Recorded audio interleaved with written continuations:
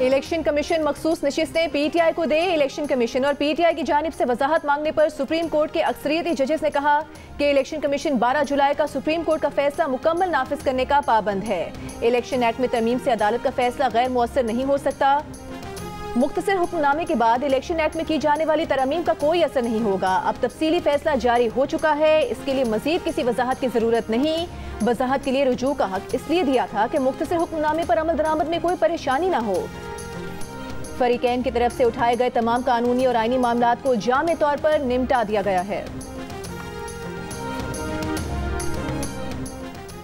मखसूस नशिस्तें किसे दी जाएं, सुप्रीम कोर्ट के फैसले पर अमल किस तरह किया जाए। इलेक्शन कमीशन के आज के इजलास में मखसूस नशिस्तों से मुतालिक कोई फैसला ना हो सका। कल या परसों दोबारा इजलास होने का इम्कान। आज के इजलास में स्पीकर कौमी असम्बली के खत का जायजा लिया गया। कानूनी टीम ने स्पीकर कौमी असम्बली और सूबाई स्पीकर्स के खतूत पर ब्रीफिंग भी दी।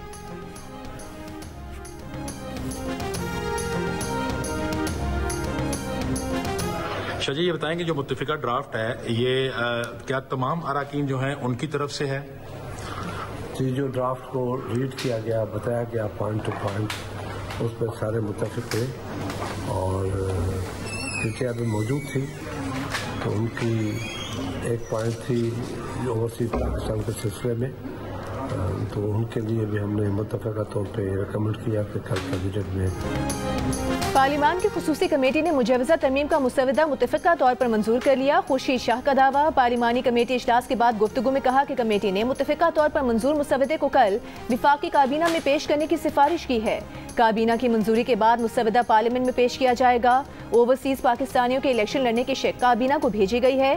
काबीना से मंजूरी पर ओवरसीज पाकिस्तानियों को इलेक्शन में कामयाबी के बाद 3 माह बाद दूसरी शहरियत छोड़ना पड़ेगी।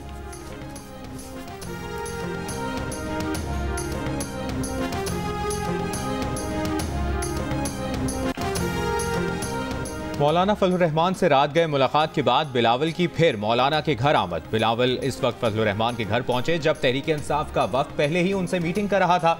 मौलाना के घर तीनों जमातों के रहनुमाओं की एक साथ बैठक का दौर भी लगा। तहरीक इंसाफ के सलमान अकरम राजा ने कहा कि पीटीआई और मौलाना फजलुर रहमान का काफ़ी हद तक इत्तफाक राय हो चुका है। बाकी इर्द गिर्द क्या हो रहा है ये ज़्यादा अहम है। लोग अगवा हो रहे हैं, इनको तोड़ने की कोशिश हो रही है, रिश्वतें दी जा रही हैं। मौलाना फजलुर रहमान के घर गुज़श्ता शब भी वज़ीर आज़म शहबाज शरीफ और बिलावल भुट्टो जरदारी उन्हें मनाने पहुंचे थे, जहां मौलाना फजलुर रहमान ने मौक़िफ़ अपनाया कि तरमीम मुत्तफ़िका होनी चाहिए, तमाम अपोजिशन जमातों को ऑन बोर्ड लिया जाए। हुकूमती वक्त से ये भी कहा कि पहले सेनेटर मुफ्ती अब्दुल शकूर को सामने लाया जाए, फिर बात होगी।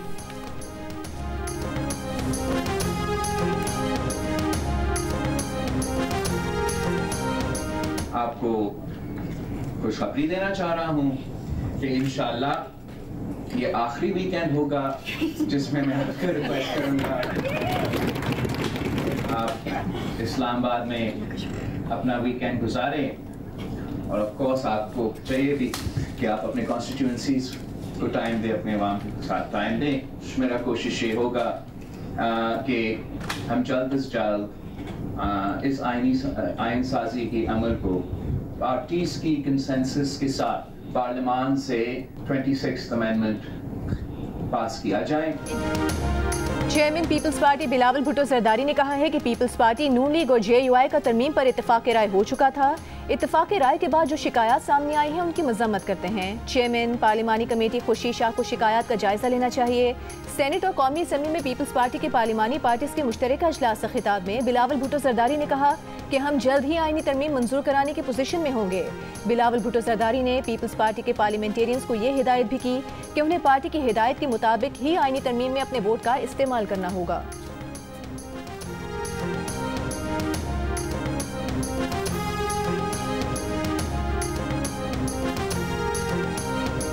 आज मौलाना साहब के साथ हमारी आलमोस्ट कंसेंसस हो चुकी है। ये हम खान साहब के सामने रखेंगे और खान साहब की जो हिदायत होगी इंशाअल्लाह ताला वो हम कल आपको अनाउंस करेंगे। हाँ, बिलावल साहब आए थे, बिलावल साहब भी आए थे, मौलाना साहब ने उनको टाइम दिया था, वो आए थे, वो मौलाना साहब के घर में किसी और कमरे में बैठे, लेकिन जाते हुए हमारी तरफ आए। हमारी सलाम दुआ ज़रूर हुई है, लेकिन बिलावल साहब के साथ हमारी ड्राफ्ट पे कोई गुफ्तगू नहीं हुई। तहरीक इंसाफ के चेयरमैन बैरिस्टर गौहर ने कहा है कि मौलाना फजलुर रहमान से मुलाकात में हम एक इत्तफाक राय पर पहुंच गए हैं कमेटी ने वही ड्राफ्ट मंजूर किया जिस पर मौलाना साहब के साथ हमारा इत्तफाक राय है। कल बानी PTI से मुलाकात करेंगे, जिसके बाद हतमी मौक़िफ़ देंगे।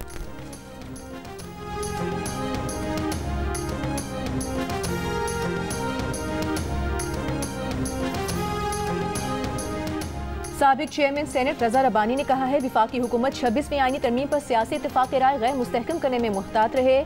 आईनी तरमीम के लिए तमाम सियासी स्टेक होल्डर्स के दरमियान सियासी इत्तफाक राय जरूरी है, जिसके बगैर कोई भी आईनी तरमीम तारीख के कूड़ेदान में होगी।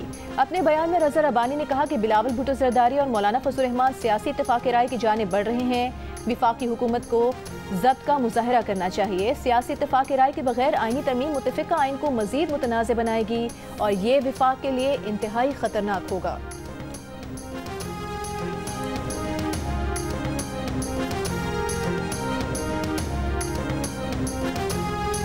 वफाकी वज़ीर मुसद्दिक मलिक का कहना है कि आईनी तरमीम पर हम मौलाना की और वो हमारी बात सुन रहे हैं। कुछ दिन पहले मौलाना ने कहा था कि काले डिब्बे में से कोई काला कागज़ निकला, वो काला डिब्बा पहले हरा हुआ फिर सफ़ेद हुआ, अब आगे प्रोसेस चल रहा है। हम दोनों पीपल्स पार्टी की भी बात सुन रहे हैं। तरमीम का जस्टिस मंसूर अली शाह से कोई ताल्लुक नहीं। PTI के साथ मौलाना ने अभी तक एक पेज की बात नहीं की।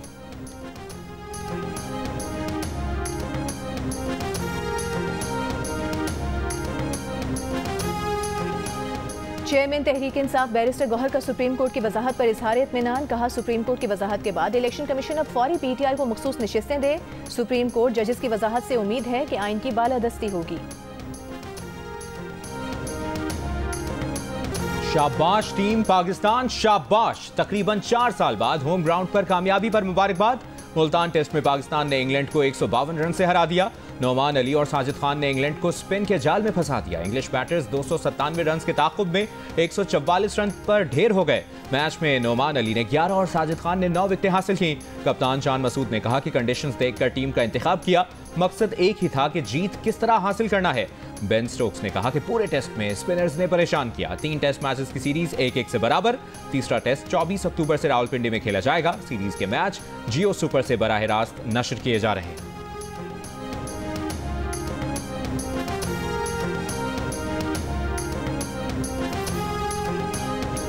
वज़ीर-ए-आज़म शहबाज शरीफ ने डॉक्टर आफिया सिद्दीकी की अमरीकी जेल से रिहाई और वतन वापसी के लिए अमरीकी सदर को खत लिख दिया। एडिशनल अटॉर्नी जनरल ने इस्लामाबाद हाई कोर्ट को आगाह कर दिया। वज़ीर-ए-आज़म ने लिखा कि डॉक्टर आफिया सिद्दीकी FMC कांस्टेबल में सितंबर 2010 से कैद हैं। उन्हें अमरीकी अदालत ने 86 साल कैद की सज़ा सुनाई। वो 16 साल की कैद काट चुकी हैं। आफिया सिद्दीकी से काउंसलर मुलाकातें करने वाले पाकिस्तानी ऑफिशल्स ने उनके इलाज से मुतालिक संजीदा तहफ़्फ़ुज़ात का इजहार किया। इस खदशे का इजहार भी किया गया कि आफिया सिद्दीकी कहीं अपनी जान ही ना ले लें। गुजारिश है कि अपने आईनी इख्तियार से इंसानी बुनियादों पर आफिया सिद्दीकी की सज़ा मुआफ़ करके रिहाई का हुक्म दें।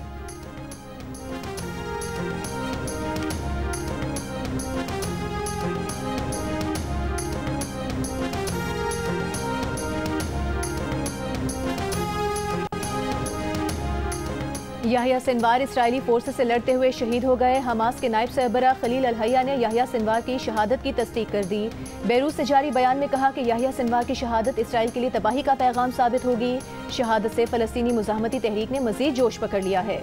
याहिया सिनवार की गज़ा में शहादत से पहले के आखिरी लम्हात की ड्रोन वीडियो भी जारी। इसराइल की जानिब से जारी वीडियो में देखा जा सकता है कि याहिया सिनवार ने आखिरी वक्त तक हार न मानी। चेहरे पर मफलर लपेटे एक कमरे में जख्मी हालत में मौजूद थे। याहिया सिनवार ने वीडियो बनाने वाले ड्रोन पर छड़ी फेंकी। इसराइल ने बाद में टैंक से फायरिंग करके याहिया सिनवार को शहीद कर दिया।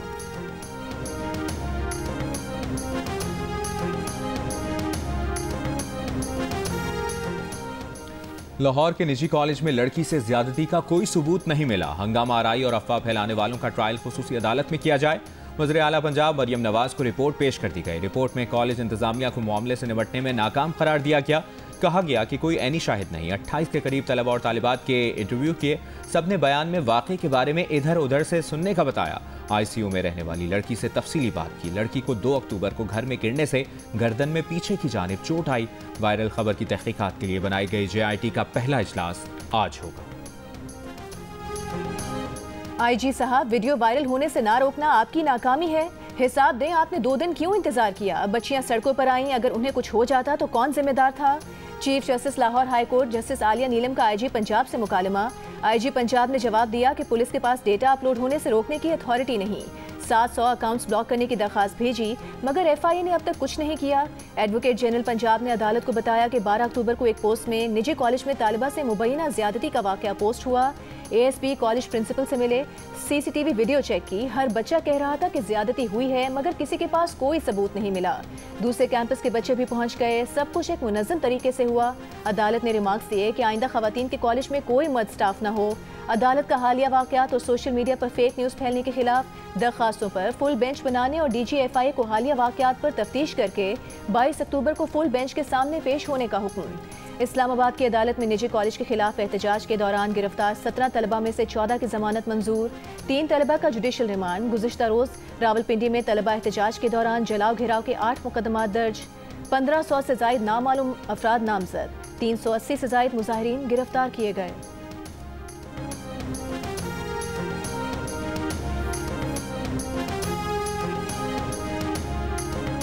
वज़ीर इत्तलाआत पंजाब अज़मा बुखारी ने कहा है कि बच्चे हमारा मुस्तकबिल हैं, मगर उन्हें खुली छूट नहीं दी जा सकती। वाक़े का कोई सबूत है तो सामने लाएं। यहाँ बांग्लादेश मॉडल की इजाज़त नहीं देंगे। वालिदैन और असातिज़ा अपनी जिम्मेदारी निभाएं। वालिदैन थानों के बाहर परेशान हो रहे हैं जिन्हें पता ही नहीं है कि उनके बच्चे क्या कर चुके हैं। तलबा के एहतजाज के दौरान बिल्कुल 9 मई वाली लूट मार की गई है।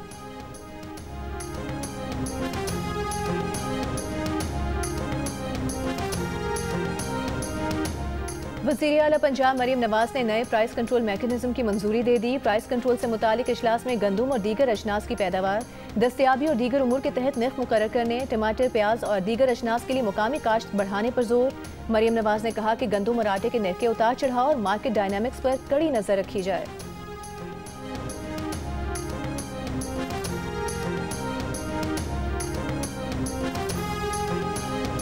वज़ीर आला सिंध मुराद अली शाह ने कहा है कि रवादारी मार्च के शुरका से पुलिस ने मिस हैंडलिंग की, जिस पर माजरत कर चुके हैं। तहकीकात हो रही हैं। रिपोर्ट आने पर जिम्मेदारों के खिलाफ कार्रवाई होगी। मुराद अली शाह का यह भी कहना था कि उस दिन तसादुम के खतरे की वजह से दफ़ा 144 नाफिज की गई थी। रवादारी का तकाजा तो ये था कि दफ़ा 144 के नफाज का एहतराम किया जाता। रवादारी मार्च में ऐसे लोग भी शामिल थे जिन्होंने गलत नारे लगाए, जिसके सबूत मौजूद हैं।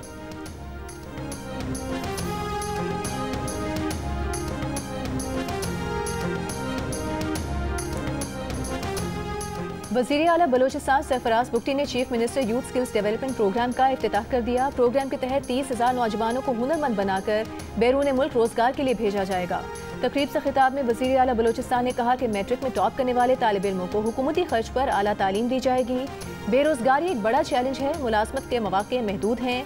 सूबे में किसी को आसामियाँ बेचने नहीं देंगे।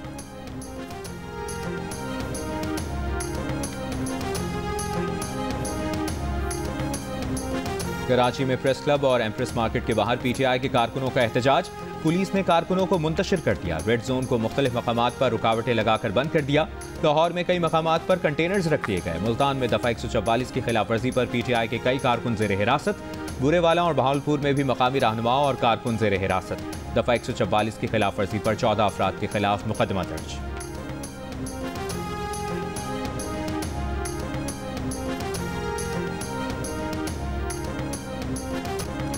बेनज़ीर भुट्टो शहीद की वतन वापसी पर कराची में कारसाज धमाके को 17 बरस मुकम्मल। बिलावल भुट्टो जरदारी ने अपने पैगाम में कहा कि कारसाज हमला एक सोची समझी साजिश थी, जिसमें आमरीयत और दहशतगर्दों ने मिलकर शहीद मोहतरमा बेनज़ीर भुट्टो और पार्टी की मरकजी क़यादत को निशाना बनाया।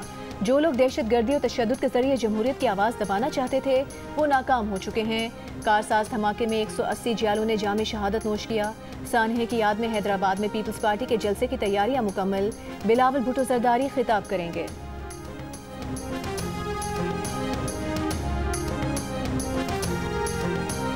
8 अक्टूबर से लापता बानी PTI के फोकल पर्सन इंतजार पंजोथा का कुछ पता न चल सका। Chief justice Islamabad high court Aamir Farooq ने सवाल किया कि हफ्ते वाले दिन रिपोर्ट दी कि गाड़ी भी ट्रेस हुई, फिर क्या हुआ। इस्लामाबाद पुलिस ने बताया कि इस्लामाबाद दाखिल होने के बाद गाड़ी फतेह जंग रोड की तरफ जाती है। उसके बाद से अभी हमने देखना है। चीफ जस्टिस आमिर फारूक ने कहा कि अब आगे कैसे बढ़ना है। एक बंदा लापता है, उसकी तलाश तो करनी है। पुलिस को IB और ISI से लोकेशन ट्रेस करने के लिए राबता करने की हिदायत। मजीद समाअत 21 अक्टूबर तक मुलतवी।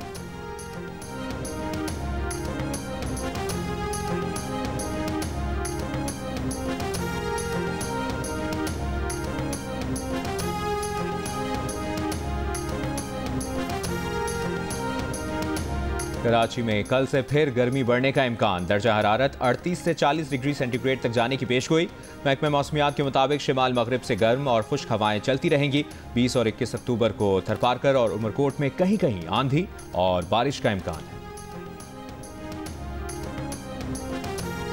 गैर मुल्की सरमाए की आमद में बेहतरी और स्टेट बैंक का रिकॉर्ड मुनाफा। हुकूमत ने माली साल की पहली तिमाही में बजट की मुआवनत के लिए हासिल करदा 12 खरब रुपए से ज्यादा मुल्की कर्ज अदा कर दिया। स्टेट बैंक ने माली साल 2024 में 34 खरब रुपए से जायद का रिकॉर्ड मुनाफा कमाया, जो गुज़श्ता साल के मुकाबले में 200% ज्यादा है। मुनाफा विफाकी हुकूमत को मुंतकिल कर दिया गया, जिससे हुकूमत को माली बहरान पर काबू पाने में मदद मिली। माहिरीन का कहना है कि मजमूई तौर पर मुल्क की इक्तिसादी सूरत हाल में बेहतरी की जानिब ये एक उम्मीद अफजा कदम है।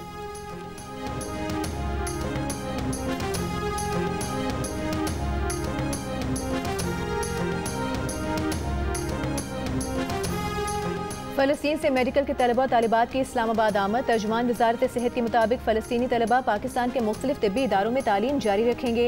तालीम मुकम्मल करने के बाद फ़लस्तीन जाकर लोगों की खिदमत करेंगे। वज़ीर आज़म ने फ़लस्तीन के मेडिकल तलबा को पाकिस्तान में तालीम की पेशकश की थी।